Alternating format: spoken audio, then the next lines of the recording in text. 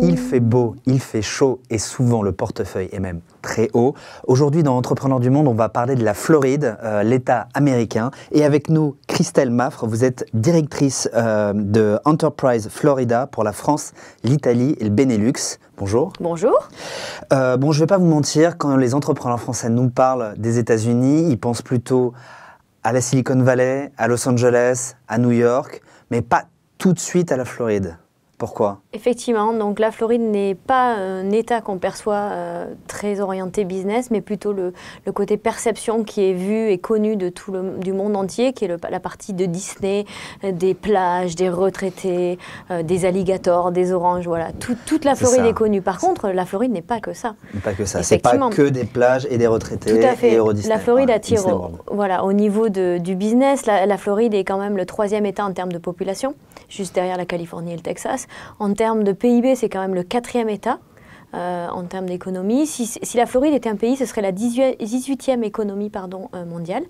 Donc elle serait dans le G20. Elle serait dans le G20. Ça veut dire que ça attire, en fait, elle est méconnue au niveau du business, mais en fait, elle attire énormément de nouveaux d'entreprises françaises. On va en parler un petit peu plus amplement tout à l'heure, mais effectivement, c'est la perception que nous n'avons pas par rapport au business. Alors justement, je parlais de Los Angeles, de la Silicon Valley, San Francisco, New York.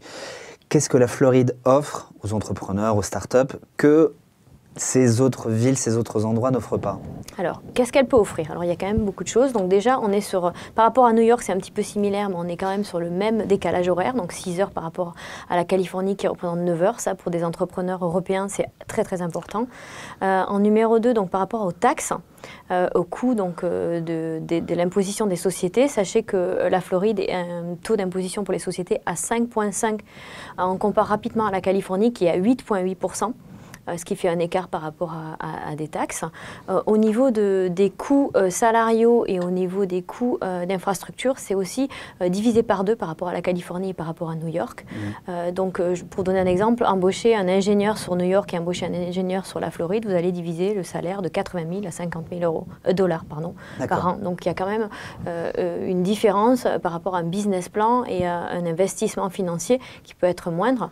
Mais la compétence, c'est le niveau de la qualité. La qualité, elle est assez similaire. On a des très très bonnes universités, des écoles spécialisées ou des universités spécialisées dans certains secteurs d'industrie qui sont dans Creative Media, qui sont dans l'aéronautique, qui sont dans tout ce qui est IT et simulation. On voit énormément en fait de structures arriver de plus en plus dans cet état. Qu'il y a 10 ans, on voyait beaucoup moins de sociétés françaises. Il y a une population en fait, européenne d'entreprises qui grossit d'année en année, qui est en perpétuelle croissance. Alors ok, les taxes sont peu élevées, mais en termes d'écosystème, de densité justement entrepreneuriale, ça se passe comment en Floride? Toujours en comparant avec les autres endroits qu'on connaît? Alors, effectivement, on n'a pas encore le French Tech Hub label. Donc, la Floride du Sud, le South Florida, essaie d'obtenir effectivement, lors du prochain appel à proposition de French Tech Hub, pour essayer de l'avoir en Floride du Sud, qui comprendra donc Miami. Ouais. Qu'est-ce qu'on fait exactement avec ça? Alors, le French Tech Hub, donc si mes connaissances sont bonnes par rapport à Boston, San Francisco, qui l'ont déjà, ça va être l'accompagnement en fait, des start-upers français ou alors américains qui sont basés sur le territoire et qui vont avoir en fait comme un réseau en fait de mise en place, de mentoring, de coaching pour arriver justement à ce que les nouveaux start-upers et les nouvelles PME puissent s'installer et faciliter leur implantation et faciliter cette pénétration de marché grâce à du soutien en fait local. Mais il n'y a pas de grosses marques en termes d'accompagnement comme The Refiner ou French Accelerator à Los Angeles en Floride? Pas encore. Non, pas encore. Pas encore. Vous avez un écosystème qui va être par contre dédié aux start-upers. Il va y avoir des accélérateurs, mais qui sont des accélérateurs locaux, que ce soit sur Orlando, Miami, Naples. Est-ce que vous avez des noms justement, les grands incubateurs? Alors, Venturize pour Miami, vous avez l'accélérateur de Naples, vous avez aussi des accélérateurs spécialisés sur Orlando. C'est l'accélérateur d'Orlando. Effectivement, il n'y a pas forcément de nom de marque, mais il y a des accélérateurs dans les villes avec un potentiel important. D'accord. Alors, si moi, entreprise française, je veux m'installer en Floride, à qui je m'adresse en premier? Alors, vous pouvez vous adresser à moi-même. Donc, je suis la directrice donc, de l'Agence de développement économique de l'État de Floride en France. Mais il n'y a pas que ce soutien, effectivement. Les entreprises... Vous dépendez du gouverneur? Tout à fait. Notre président est donc le gouverneur Rick Scott. On dépend directement de ses fonctions. Il n'y a pas que l'agence économique de l'État, il y a aussi des supports français comme la Chambre de commerce franco-américaine de Miami. Vous allez avoir aussi effectivement des organisations, des clusters. En France, on a l'habitude avec les pôles de compétitivité. En Floride, vous allez retrouver des clusters qui sont des clusters de photonique, optique, des clusters de IT, de gaming, simulation. Vous allez trouver des clusters sur l'aéronautique. Vous allez trouver des clusters dans le life science, medical device. Alors ça, c'est plutôt, on va dire, la deuxième étape. Si je démarre et si je vous appelle vous, qu'est-ce que vous allez me dire en fait? Comment est-ce que ça va se passer? C'est d'abord, vous allez évaluer l'état de mon projet, si c'est une bonne idée d'aller en Floride? Tout à fait, exactement. Donc ce qu'on va faire et ce qu'on fait souvent pour les PME et les startups françaises, c'est souvent une comparaison entre les États. On ne va pas se leurrer, vous avez parlé de Californie et de New York, c'est les deux États avec lesquels nous sommes tout le temps en compétition, en concurrence. Ce qu'on va faire pour l'entreprise française, c'est qu'on va l'aider à faciliter son projet et la connaissance, en fait, avoir les informations nécessaires à pouvoir faire une comparaison complète des coûts, mais une comparaison aussi du business qui peut en découler sur la localisation de la Floride. Par exemple, vous sentez que, c'est quoi les critères que vous sentez qu'une entreprise n'est pas prête pour s'installer en Floride ou même aux États-Unis de manière générale? Alors déjà, par rapport à son portefeuille client américain ou à sa zone d'exportation. Si elle exporte déjà, il va falloir aussi regarder où sont ses clients et regarder si c'est plus pertinent d'être sur la côte est, côte ouest, ou alors est-ce qu'il est pertinent d'agir à proximité d'un de ses donneurs d'ordre, de ses clients. Mais si je suis une start-up alors qui est croissante, qui est en hyper croissance en France et en Europe, mais qui n'a peut-être pas encore forcément développé le côté aux États-Unis, mais il y a quand même un potentiel. Est-ce que c'est quelque chose aussi qui peut arriver? Tout à fait. Donc on a l'exemple d'une société française qui s'appelle Augment, réalité augmentée, qui a effectivement ouvert Paris, qui a son siège en France avec sa R&D, et qui a ensuite ouvert 2 localisations rapidement aux États-Unis, qui sont Orlando en Floride et New York. Donc ils ont ouvert 2 localisations rapidement, donc en même temps que leur croissance sur le marché français. D'ailleurs, justement, on parle de la Floride, mais dans les villes, c'est quoi les villes où ça bouge le plus quand on veut faire du business? Vous avez parlé d'Orlando. Tout à fait. Orlando, je dirais Orlando pour la simulation, pour tout ce qui est IT, software, c'est très intéressant. Tampa un petit peu plus pour tout ce qui est approche de back-office et puis équipements médicaux qui peuvent être très intéressants. Vous avez bien sûr le sud de la Floride avec Miami, Palm Beach et Fort Lauderdale qui sont les 3 villes qui attirent énormément. Cette partie de Floride du Sud... Ils sont concentrés sur un autre secteur d'activité? Alors, eux, ça va être tout ce qui est services professionnels, tout ce qui est IT aussi, software. On va les retrouver. Tout ce qui est e-commerce, avec une société dont vous connaissez aussi, qui est PrestaShop, qui s'est implantée à Miami. Donc, effectivement, on va retrouver toutes ces activités. Et on retrouve aussi le sud de la Floride, qui est une autre partie de la Floride pour moi. En fait, il y a 2 Florides en Floride. Il y a la Floride du Sud, qui est très latino, qui est plateforme Amérique du Nord, Amérique du Sud. C'est vraiment la Floride du Sud et le reste de la Floride. Donc vous allez voir 2 différents pays à l'intérieur de culture, à l'intérieur d'un seul État. Si vous voulez, allez-y. Si vous voulez vous avancer et regarder un petit peu pénétrer le marché de l'Amérique latine, complètement, ça allait être ma question, la Floride du Sud est complètement pertinente puisqu'en fait la Floride est appelée quand même le Gateway to North and South America.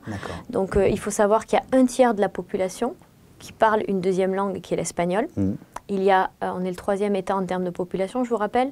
Et donc, ça veut dire qu'il y a il y a 20 millions d'habitants, pratiquement 21. Donc, ça veut dire qu'il y a un sacré pourcentage de personnes qui parlent l'espagnol. Donc, une plateforme Amérique latine qui est très, très développée, avec des services professionnels. C'est-à-dire, c'est vraiment l'Amérique centrale, le Mexique, Cuba, ou toute l'Amérique latine? Toute l'Amérique latine et les Caraïbes. D'accord. Moins le Mexique, par contre, Amérique latine et Caraïbes, tout à fait. On voit énormément aussi d'entreprises françaises qui s'implantent en Floride pour justement avoir un pied sur les 2 marchés et donc des sièges américains. Vous avez parlé justement de l'aspect culturel. Alors l'aspect culturel en Floride, la Floride du Sud, la Floride du Nord, mais même quand on est français, quand on est européen et quand on arrive en Floride, comment est-ce que ça se passe, par exemple? Genre, il y a un rendez-vous, c'est mon premier rendez-vous professionnel. Alors, on m'a expliqué que les Américains, il y a une sorte de chit-chat au début, puis après, on est sur une manière un peu détendue. Mais Comment est-ce que ça se passe en Floride? Alors nous, on est culturellement, effectivement, la Floride du Sud et l'autre Floride. Donc la Floride du Sud, on va dire qu'on est très latino. Donc latino comme les Français, donc on a une approche assez, effectivement, comme vous expliquez, il faut être quand même ponctuel, mais après ça devient assez relax en termes de rendez-vous, et on parle quand même, le business est là, mais c'est beaucoup plus relax. Le reste de la Floride, ça va être un peu plus formel par rapport à l'approche américaine et anglo-saxonne, je dirais, donc un petit peu plus strict par rapport à la culture latino du sud de la Floride. Est-ce qu'il y a cette notion du temps, comme on l'entend souvent quand on parle avec des entrepreneurs qui travaillent dans la vallée? C'est-à-dire qu'à un moment donné, on peut se voir 15 minutes, mais il ne faut pas dépasser les 15 minutes, parce que le temps, c'est le temps, et il ne faut pas sortir de son planning. Alors là, je valide complètement, c'est qu'en fait, effectivement, il va falloir respecter les timings, puisqu'en fait, tout le monde a des agendas très chargés, et je pense que c'est un petit peu partout, même en France, de nos jours. Effectivement, il va falloir vraiment prendre le temps, et le rendez-vous qui nous a accordé et le temps accordé, le respecter. D'accord. Mais est-ce qu'on fait du business en Floride comme on le fait aussi, encore une fois, avec les grandes zones de compétition dont on a encore une fois parlé? Pareil, la différence, je reviendrai sur la sud de la Floride, qui est plus latino, qui aura plus une approche latino, comme les Français ont des racines latines. Effectivement, ça sera un petit peu sur cette approche-là où il y aura une différence, et on va peut-être plus pouvoir parler business pendant les déjeuners, pendant une approche un peu plus latino que le reste de la Floride. Justement, est-ce qu'il y a des choses quand même à éviter de faire, des choses qu'on doit éviter de faire quand on arrive aux États-Unis, quand on parle avec des gens ou quand on parle business, des fautes culturelles? Je suis sûr que vous en avez entendu parler, vous en avez même vu vous-même. J'en ai vu, mais je pense que déjà on évite de parler politique si possible. C'est surtout quelque chose qu'on n'aborde pas. Pas tout de suite, en tout cas pendant les rendez-vous professionnels. Ensuite, une chose que je vois aussi, c'est qu'il y a beaucoup d'entreprises françaises ou européennes qui arrivent en pensant que c'est facile, qu'on a rencontré une personne, c'est un partenaire, c'est super, on signe, c'est très rapide. En fait, pas du tout. Tout le système américain, il faut pas, même si on a confiance en la personne, doit être accompagné de contrats. Donc l'importance d'être accompagné d'un avocat et d'un fiscaliste est très importante sur le territoire américain. C'est-à-dire que quand vous allez voir quelqu'un, il faut limite vous pas tout de suite, mais dès que vous avez, parce que souvent nous les Français on dit ah super, on a rencontré un partenaire, c'est potentiel, on va signer quelque chose, un accord entre nous sans passer par du juridique ou du légal. En fait, pas du tout. Le légal doit être là, puisqu'en fait, et je pense que c'est pas ce seul pays, mais ce pays est quand même un pays où c'est facile, mais on doit être accompagné de contrats et structurer légalement tous les contrats qui sont signés. Sachant que tous les contentieux se règlent au tribunal. Tout à fait. Il y a beaucoup moins un aspect de négociation informelle comme on peut le retrouver en France. Tout à fait. On va parler de référence. À Hong Kong, on voit que le secrétaire général est très très important. Aux États-Unis, pour moi, l'avocat est votre meilleur ami. D'accord. Et donc être français en Floride, c'est un avantage ou pas? Quand on arrive, il y a parfois, souvent, quand on va, je sais pas moi, quand on va en Inde ou quand on va en Asie, par exemple, l'effet plus, vous êtes français, est-ce qu'aux États-Unis, est-ce qu'en Floride, ça a une importance ou pas du tout? Alors, pas vraiment d'importance, la communauté française est quand même importante. On compte aujourd'hui plus de 400 entreprises françaises qui représentent à peu près 26 000 emplois. Il y a donc la Chambre de commerce franco-américaine de Miami. C'est plutôt vers quel coin ça? C'est Miami? Miami. Ensuite, vous avez une autre organisation bilatérale franco-américaine à Tampa. Et vous avez une troisième organisation bilatérale franco-américaine vers Orlando. Donc, c'est-à-dire que dans les 3 plus grandes villes de l'État, vous avez une présence française déjà due à une organisation bilatérale. Bien sûr, des services consulaires, mais il y a aussi tout ce qui est business informel où effectivement tous les grands groupes et les entreprises françaises et européennes se retrouvent. Donc effectivement, il y a quand même une communauté française assez intéressante. Alors, vous accompagnez des startups françaises, vous avez parlé de Augment et de PrestaShop. Justement, ils sont plutôt dans quel coin? Ils sont situés à Miami? Alors, PrestaShop est situé à Miami. Augment est situé à Orlando. Nous avons la société Fitinbox aussi, une société toulousaine qui est implantée sur Miami. Vous avez des sociétés aussi aéronautiques qui se sont mises sur Melbourne. Vous avez des sociétés d'équipements médicaux, des startups lyonnaises, Spineway, qui s'est installée au nord de Miami. Vous avez effectivement un petit peu tous les territoires, les comtés de Floride couverts. Bon. On arrive un peu à la fin de cette émission. J'aimerais quand même faire une petite synthèse. Si je dois aller en Floride, Vous me dites c'est quoi les secteurs d'activité qui cartonnent, où il faut s'intéresser? Alors, les secteurs d'activité qui sont vraiment en vogue, on va dire, en Floride, ce sont l'aéronautique. L'aéronautique due en fait aux grands donneurs d'ordre qui sont situés à proximité de l'État. Donc Airbus en Alabama, Boeing en Caroline du Sud, Gulfstream en Géorgie, Embraer, fabricant brésilien en Floride, qui permet en fait aux entreprises européennes et françaises de pouvoir se fournir en fait les majors de l'aéronautique. Donc ça, c'est quelque chose qui se développe énormément. Dans le secteur des sciences de la vie, on va retrouver 10% des biotech américaines qui sont situées en Floride. C'est un chiffre qu'on connaît rarement, mais il est présent. L'État est classé numéro 2 en termes de fabrication d'équipements médicaux, donc ce qui vous permet aussi d'avoir une belle entrée sur tout ce qui est dispositifs médicaux, équipements médicaux. On voit les services professionnels, tout ce qui est IT, réalité augmentée, 3D, simulation, vraiment en forte croissance sur la Floride. Tout ce qui est e-commerce, énormément. Logistique distribution pour la plateforme Amérique du Nord, Amérique du Sud, Gateway to South and North America. Voilà, c'est à peu près les secteurs qui sont assez présents en fait sur la Floride. D'accord.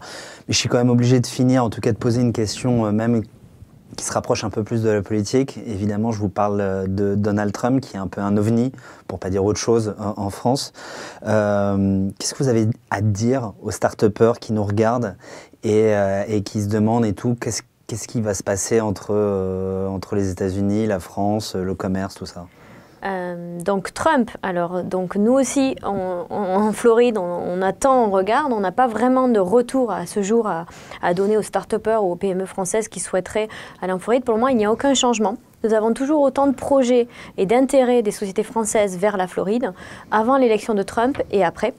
À ce jour, pas de changement, effectivement. On attend de voir nous aussi comment ça va évoluer. Donc c'est la seule chose, c'est d'attendre un petit peu, mais je pense qu'il ne va pas changer énormément de choses. En tout cas, du côté d'attractivité vers la Floride, ça restera un État assez attractif. On reste sur l'aspect business. Tout à fait. Rien à signaler. Rien à signaler. Merci à vous, Christelle Maffre. Je le rappelle, vous êtes directrice d'Enterprise Florida pour la France, l'Italie et le Benelux. Et nous sommes toujours sur We Do Biz pour les entrepreneurs du monde. Merci à vous d'être passé par notre plateau. Et on se retrouve dans quelques semaines pour découvrir un autre pays à travers les yeux d'un nouvel entrepreneur. Merci à vous. Merci. Au revoir. Au revoir.